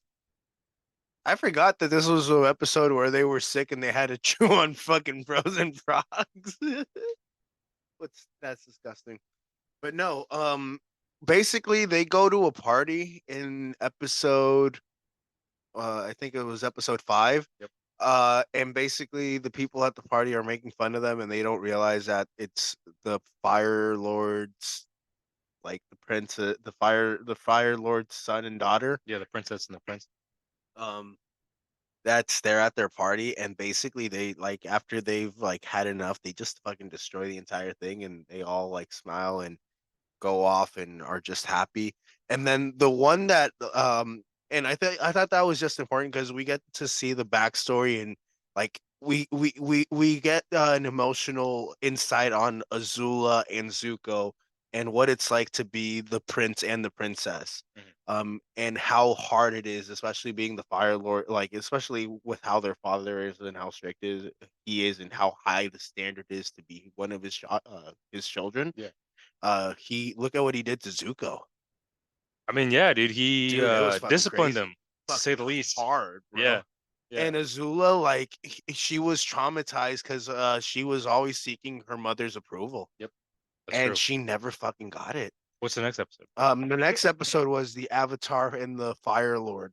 Ooh, Yeah. that one is a good episode. You remember that one? That one is a good episode. Pretty much, That's what an happens- important episode, what ladies and gentlemen. what happens is that Team Avatar, as they secretly make their way through the Fire Nation, stumble upon this island that belongs to Avatar Roku, the previous Avatar, and it pretty much visits his life and his adventures as an Avatar. He was told that he was an Avatar at 16, the normal age, and his best friend was Firelord Ozai, the man who used the comet to commit genocide against the air nation, air nomads. But he didn't know that.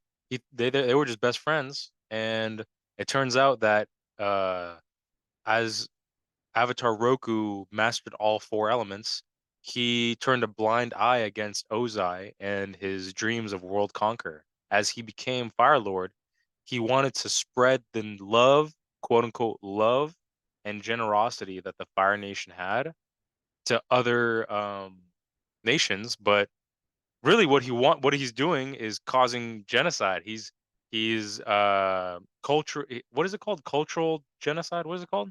Yeah, culture genocide. Yes, that's what he's trying to do. He's trying to And fucking wipe out an entire nation. yes, and what he did was invade an Earth Kingdom, island, I guess. And Roku did not like that. He warned him when they were in like their 50s.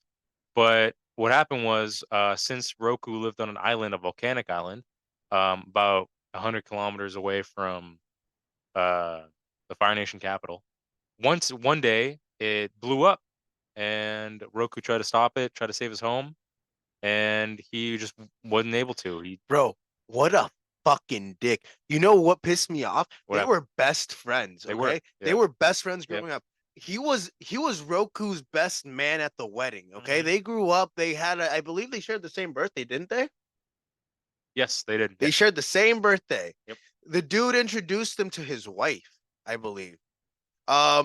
They were so close, but as soon as what was it? Sozin became Fire Lord, he changed. His personality changed. He literally became egotistical and airheaded, and he wanted to. He was the reason why the 100-year war started. Legitimately, if it wasn't for that volcano erupting and Roku going and trying to save it with his dragon died with him. Yep. That fucking broke my heart. Yep. That devastated me. You know why that devastated me, ladies and gentlemen?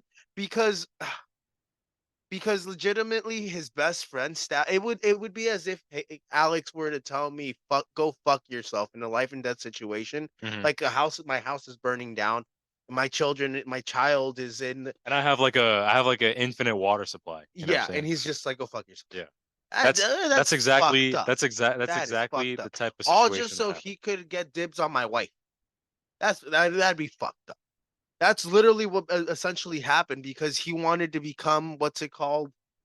Go ahead. Go ahead. Yeah, no, that's essentially what happened because he wanted to take over the world, and that's what ended up happening. Roku died. Yep. The genocide happened. Yep. And we get our story. But within this story, Zuko is actually reading his family history. Yep. And he finds out that not only was his great grandfather Firelord Ozai, which he knew that, his other great grandfather on his mom's side was Avatar Roku, which is crazy. Yeah. That's crazy. How in a way. So that's why Zuko had always been conflicted, and if you've been watching the show, Zuko had always been conflicted with being a good and a bad person. We haven't actually, now that I think about it, we haven't really touched about Zuko's storyline a lot. Zuko in book 2, because he was If the anything, exiled I feel like prince. this story involves two characters. Yeah, It's mainly, yeah, sure, Aang is it like the was main Aang. protagonist, Yep, but like, yo, protagonist. Zuko And Zuko, had he was an antagonist and he transformed into a protagonist. and yeah, no, and we see that Legit. development. Like we haven't talked about it.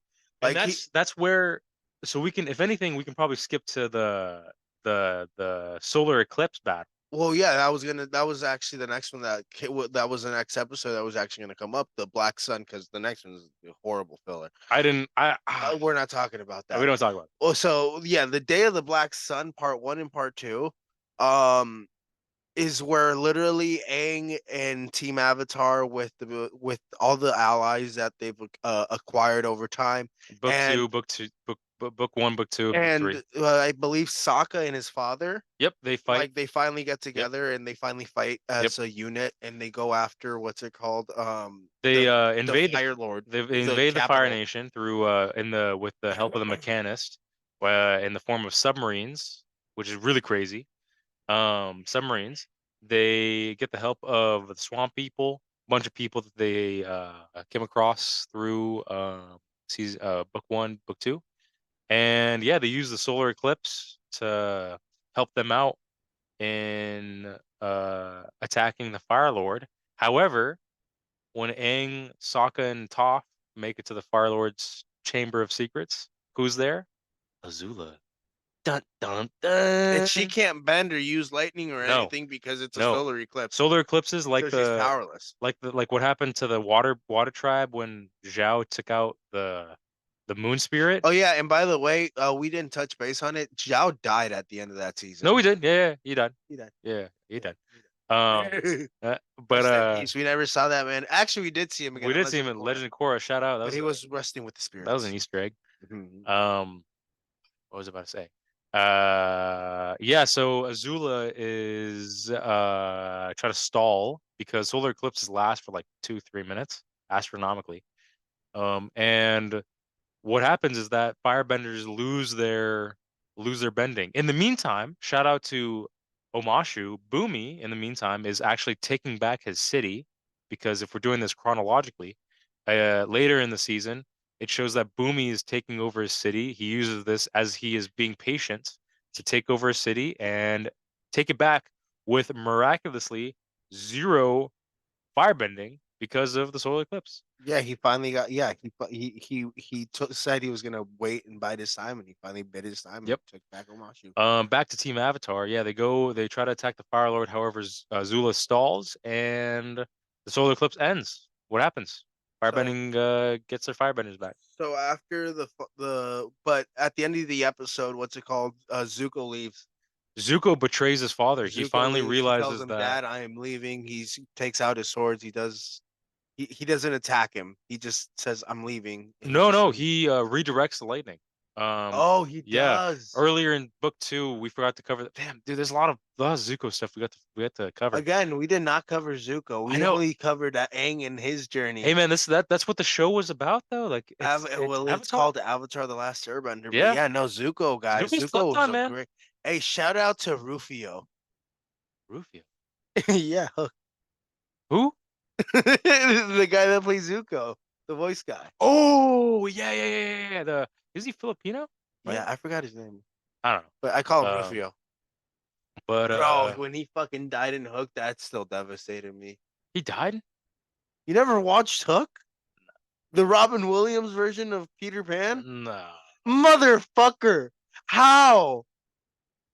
You've got to be kidding me. I don't know. Ladies and gentlemen, do you see the disappointment in my eyes? Like, look at my eyes, ladies and gentlemen. What is wrong with you? Many things. I can see why you're single now. No, oh my god. I'm just taking shots. Oh my god. Hey, ladies and gentlemen, my guy Alex Angelov, he is single. He's ready to mingle. Look at how muscular and beeftacular he is. Oh yeah. Oh yeah. Like a cake with beef. There you go. There you go. He's what's it called? He's a shepherd's pie. Shepherd's pie. Yep. Exactly what I am. I'm from Trader Joe's. A shepherd's pie. Shepherd's pie. Oh yeah. Oh yeah. Fucking A.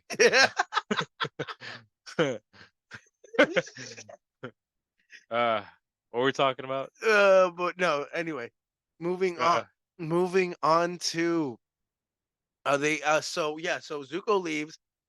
He joins up with them at this Western Air Temple, but they don't buy into it, and he fucking burns Top's feet. yes, so he betrays his dad, redirects lightning because his father can shoot lightning like Azula.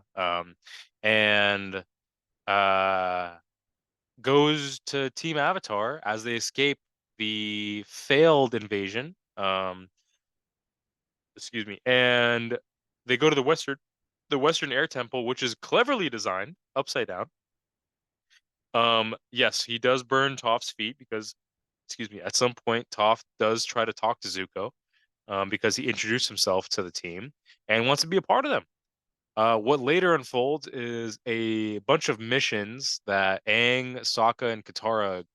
I mean, I would say missions, the adventures that they go with him to Well, actually, let's skip. build character, I guess. Well, actually, really quickly, the only one of those that I really do think is important is the Firebending Masters, is because they actually The dragons, go yeah. with the dragons. Yeah, and, yeah. it's that's when Zuko finally, because remember when he joined up with Aang, he couldn't firebend anymore. No, I mean changing sides really After he affected burnt him. Top's feet and he embraced that he was going to be good, and he lost the fire and the passion that was driving him to go and capturing Yeah, the anger. the He was anger. fueled by anger. So he had to go, and they had to go and find the original firebenders, which Yep. are the dragons, and Yep. they had to do the dance of the dragon.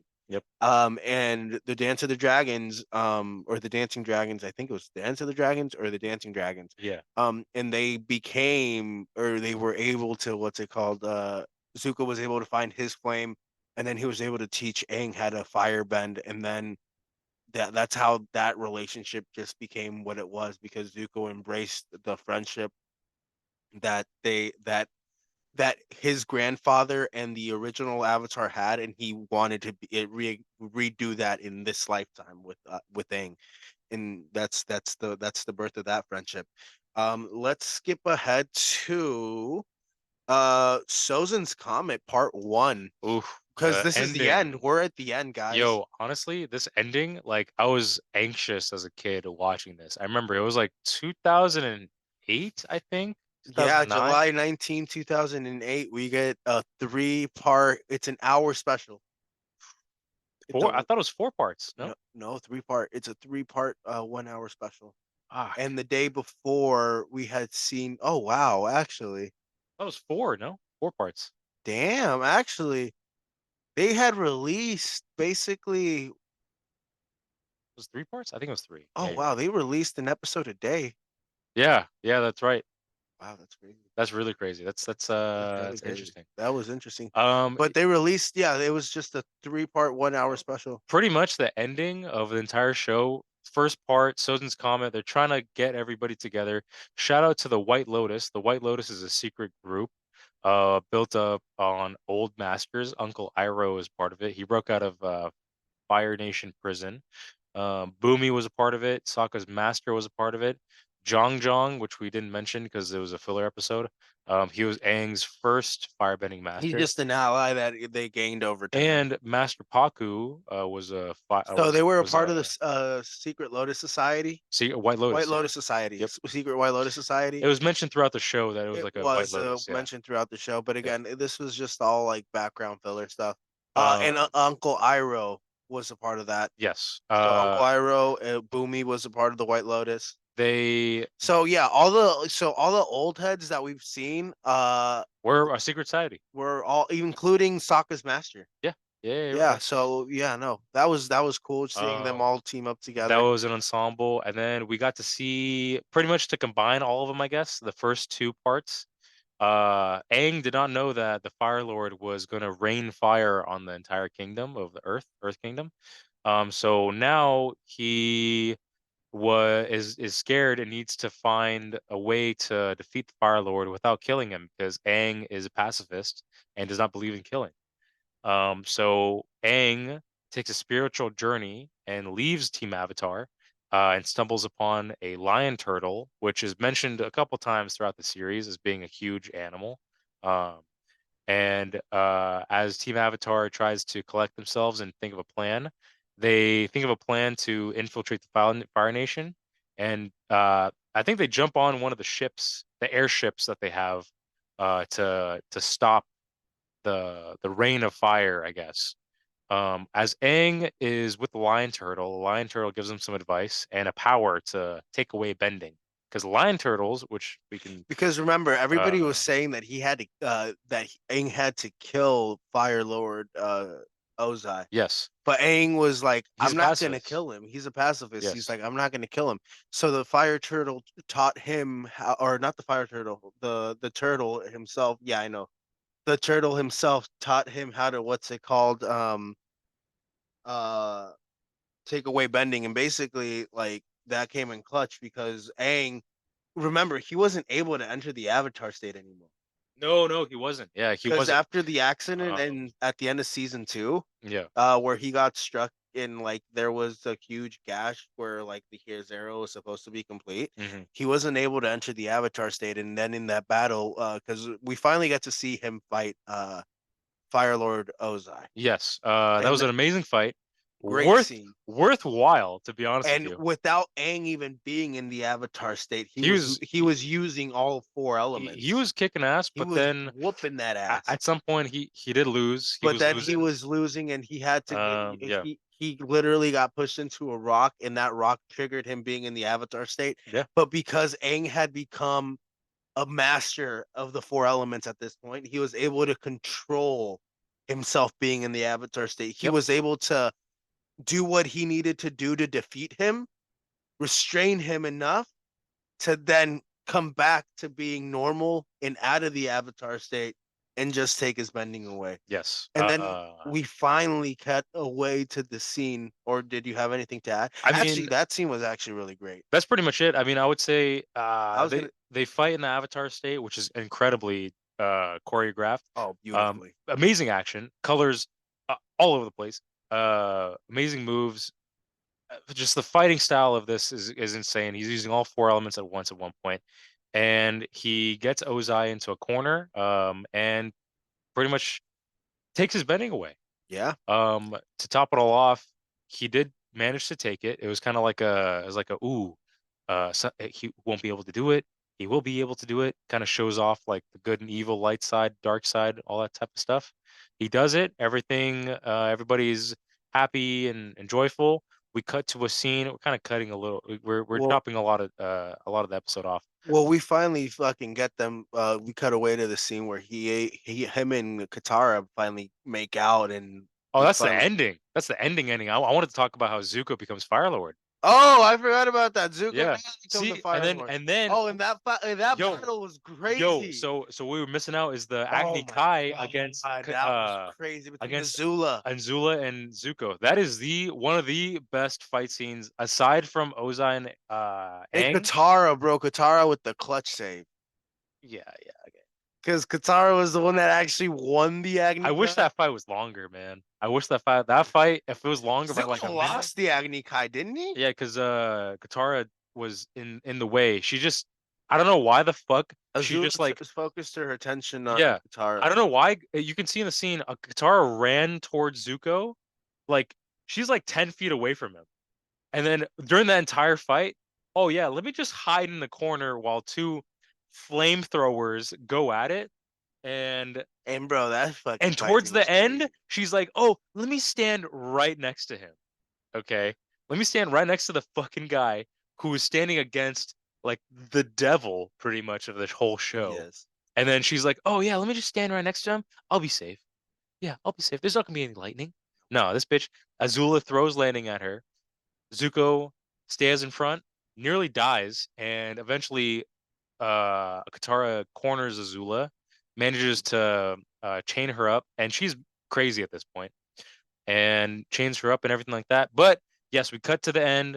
Fire Lord Zuko, he's the leader. He wants a world of peace with Avatar christened the Avatar Aang of this new time of peace, and it cuts to everybody in Iroh's tea shop having And fun, Bossing Say and Ba Sing Se having fun for the last time, making a painting, laughing around, and then we cut to Katara and Aang making out. making out. And that's the ending. That's the ending. That's Avatar: Last Airbender. Yeah, that was a great show. I love that show. I can't wait for the live action.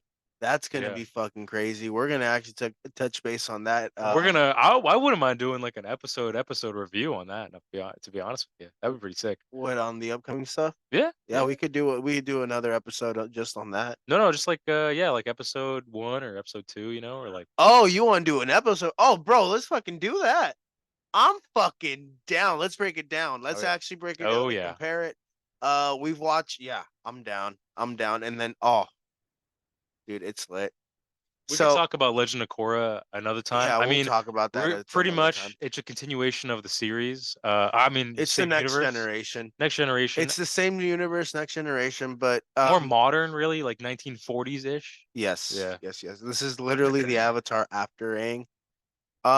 But yeah, that concludes our Avatar: The Last Airbender recap. Guys, appreciate you guys for being here and listening to the podcast. Yeah, thank you. Thank you for joining us both. Alex, empowering with positivity. Let's leave on a positive note. I would say a big thing that I would take away from the show is patience. You never really know what will happen until you wait for it. And if you wait for the right moment, that's when your time to strike is. And I think that everybody should wait for the moment that yearns for them to take action. Even though if you don't, sometimes learning from that moment will make you a better person. However, not taking action is just as bad as taking action in the wrong moment and making a mistake. So be patient with your life. Yeah. I just want to say, hey, bro, I just wanted to say thank you. If it wasn't for you starting your podcast, I had this shit since April of last year. Yeah. You really like pushed me to put out my first episode. Oh yeah, and man. Bro, I mean, now I have I have 6 to 7 episodes. This is another episode. And this is my third episode, really. I've done 22, and I've done 22 videos of editing or whatever. So I got a whole new skill set. And dog, like if it wasn't for you doing this, bro, I wouldn't be. I don't think I would have finally took the dive and finally started my podcast. So, bro, I want to say thank you. I love you. You're my brother. I love you too, man. Honestly. Shout out to you, bro. Shout out to N1 End Zone. Thank you. Get his sports related news on another episode because this is a pretty long episode. Yeah. No, my podcast is mainly sports. I'll give you my picks so you can do sports betting. This is bets that these are picks that I make money off of, or I'll make money off of, or I'll lose. But these are my personal picks that I gave you guys. 6-1 last week. Currently 2-2. The current playoff game still got to be played. We'll now figure that out. By the time this podcast probably gets posted, it'll probably be over. But yeah, no, we appreciate you guys for being here. We love you guys. Please like, share, subscribe, comment on our content. Yes. Follow like, subscribe, Alex Angelov, both of our channels. Where can they follow you at? Follow me on my personal account on Instagram, Alex Angelov _650, and go to A&A Radio on YouTube. Follow me there. Shoot me a subscribe. How about you, Nelson? Follow me at N1 from the N_zone. You'll see me put a graphic with my @ so you guys can follow me. Please like, subscribe, turn on the notify button so you can get notified when our latest content drops. Guys, we appreciate you guys. Again, thank you. If nobody said it, we love you guys. We appreciate you guys, and stay tuned for more content. Thank you. Bye.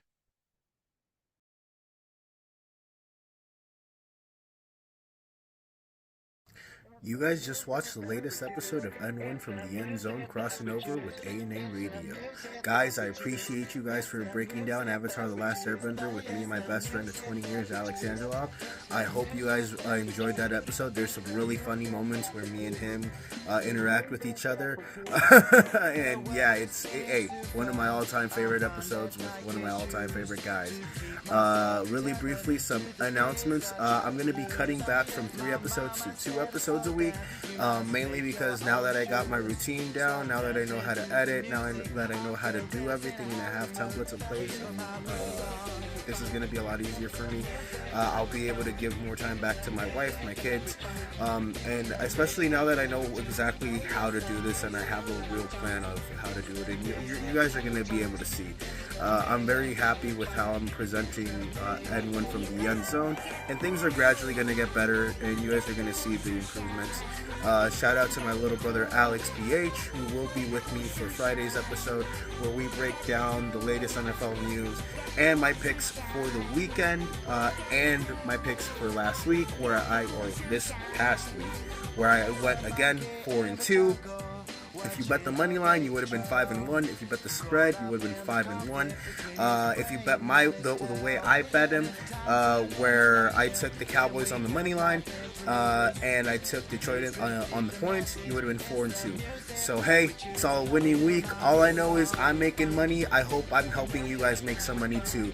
I appreciate you guys. I love you guys. And yeah, if you guys want to make some money with my picks, follow, click that like, comment, subscribe, and you'll always be notified when my latest content drops. And if you guys aren't into gambling and you're into sports, follow my podcast, because I always have very interesting and unbiased takes, or I try to at least be unbiased.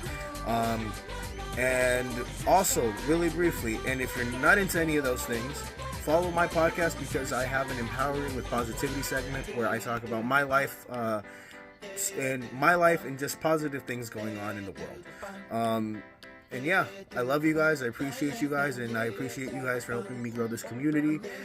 This community is a safe space, and hopefully a positive community for everybody to just enjoy sports and just enjoy me.